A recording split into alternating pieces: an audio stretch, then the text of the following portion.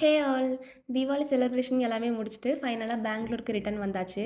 பஸ்ல தான் நாங்க வந்தோம். மார்னிங் ரீச் ஆகறதுக்கே 5:30 ஆயிடுச்சு.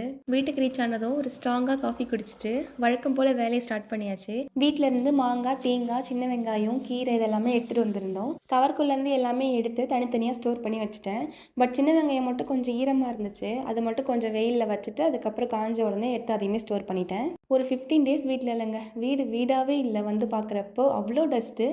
ஸோ வீடு ஃபுல்லாக க்ளீன் பண்ணி மாப் போட்டு எல்லா வேலையும் முடிச்சப்போ தான் நிம்மதியாக இருந்துச்சு. ஊரில் இருக்க ஃபுல்லா டஸ்ட்டுமே என்னோட வீட்டில் தான் இருந்த மாதிரி அவ்வளோ டஸ்ட்டாக இருந்துச்சு வீடு ஃபுல்லாக. குக் பண்ணலாமேன்னு பார்த்தா வெஜ்ஜஸ் எதுவுமே இல்லை. ஃப்ரிட்ஜே எம்டியாக இருந்துச்சுங்க.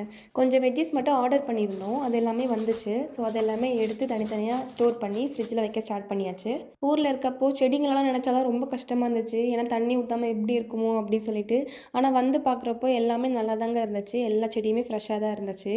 நான் ஃபஸ்ட்லாம் என்ன பண்ணுவேன்னா, இந்த கறி லீவ்ஸ், புதினா, அதுக்கப்புறம் இந்த கொரியாண்டர் இருக்குல்ல, இது எல்லாமே கவரோட ஃப்ரிட்ஜில் வச்சுருவேன். அது கொஞ்ச நாள்ல வேஸ்ட் ஆகிடும். இப்போ இந்த மாதிரி கண்டெய்னர் யூஸ் பண்ணுறதால சீக்கிரமாக வேஸ்ட் ஆக மாட்டேது. ரொம்ப நாளைக்கு யூஸ் பண்ணுற மாதிரி வருது. ஸோ எல்லாமே இந்த மாதிரி கண்டெய்னரில் பேக் பண்ணி ஃப்ரிட்ஜில் ஸ்டோர் பண்ணியாச்சு. இதெல்லாம் பண்ணிவிட்டு சைட் பை சைட் குக்கிங்கும் ஸ்டார்ட் பண்ணலான்னு சொல்லிட்டு அதுக்கான ப்ரிப்பரேஷன் ஸ்டார்ட் பண்ணிட்டேன். நானும் வீட்டு ஞாபகம் வரக்கூடாதுன்னு தான் இருக்கிற எல்லா வேலையும் இழுத்து போட்டு பண்ணிட்டு இருந்தேன். சரி பிஸியாக இருந்தால் அதெல்லாம் யோசிக்க மாட்டேன் அப்படின்னு சொல்லிட்டு இங்கே வந்து ஒரு 5 ஹவர்ஸ் கூட ஆகலைங்க. அதுக்குள்ளவே எல்லாரையும் மிஸ் பண்ணுற மாதிரி இருந்துச்சு. கொஞ்ச நேரம் பால்கனியில் போய் ரிலாக்ஸ் பண்ணலான்னு சொல்லிட்டு வந்தேன். அது ஒரு கல்ல அந்த வெள்ளைக்குட்டி அவன் தான் என்னோட friend. See you all in the next video. Bye all.